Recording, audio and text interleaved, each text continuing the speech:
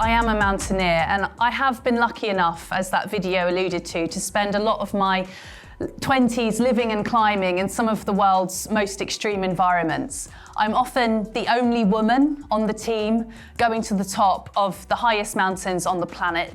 And today, I want to tell you the story of how I went from being a beginner climber at the age of 20 with zero previous experience of being in the mountains to, at the age of 22, standing on top of the summit of Mount Everest. Edmund Hillary, the first man to climb Everest, once said, "It is not the mountain that we conquer, it is ourselves." And that's what I want to talk about today. Mountaineers understand that the biggest mountain we face isn't the one out there, it's the one in here, the mountain in our minds. And I'm going to share with you how to overcome it.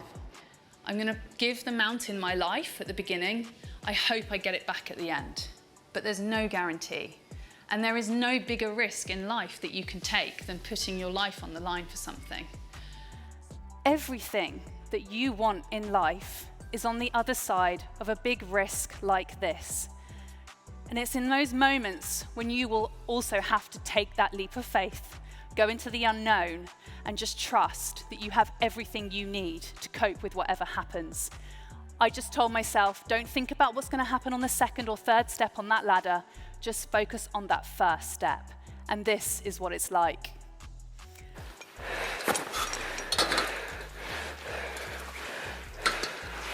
If you want to conquer the world's highest peaks, you have to learn how to break that huge challenge down into the tiniest steps possible. And most importantly, you have to trust that focusing on those small things will add up and make the biggest difference. Success by smallness. My imagination can be one of the most catastrophic places on earth, always telling me I can't do stuff. When actually, if you listen to those voices of doubt in your head, it becomes like a hall of mirrors, and your world gets smaller and smaller as you listen to those voices. The mountains taught me to step out of that hall of mirrors and into reality.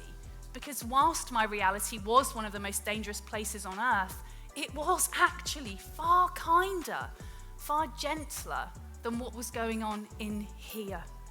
So always find a way to step out of that mountain in your mind. Because I learned on Everest, we are far more capable, all of us, than what our imaginations would often let us think. I've spoken so much today about the importance of just focus on the next step, when actually sometimes the complete opposite is true, isn't it? Actually, sometimes we need to take a step back, remind ourselves of the bigger picture, and take a look back at how far we've come. I am so grateful to Lakpa for giving me that moment of perspective. And I think that's what great teammates, great leaders do. They understand that everything is about context and what perspective does my team need right now in this context? Is it to just focus on the next step, or is it to take a step back and see that bigger picture, remind ourselves of how far we've come?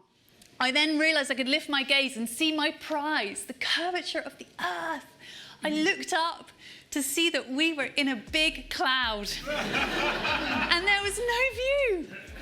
And my hypoxic, oxygen-starved brain was like, this is just like Wales, where I'd done all my training. The moment that really topped it off was the Sherpa that got to the summit. He lay down, he took off his oxygen mask, and he began to smoke. So that really just kind of ruined this special moment in some ways.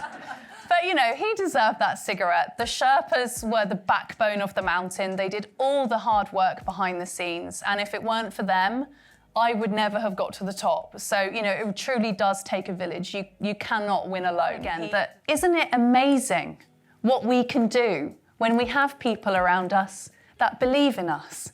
Sometimes it really takes somebody else to tell you that you've got this, you can do this, trust your gut instinct. And it's only when someone else says it to you that then pushes you to take that risk and find out your potential. And the lesson that I take from that is, I've got so many moments in my life where somebody has backed me and been in my corner and said, you've got this. what it makes me think is, I want to be that person to other people. And I think the lesson really is everybody in this room, we all have to be that person to especially another woman in our organisation, in our teams, because sometimes we all lack confidence, we all have self-doubt.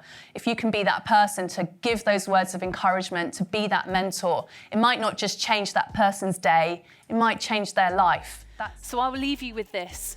When you are out there on your mountain, climbing your Everest and struggling with that next step of why am I carrying on, just remember, success by smallness. The next moment in front of you is all you have to focus on. So focus on what you can do and don't fret about what you can't. Focus, not fret. And finally, be great, make others great. I would never have been able to do this without my team. You can have the best mindset in the world, but having the best people around you is what can make all the difference.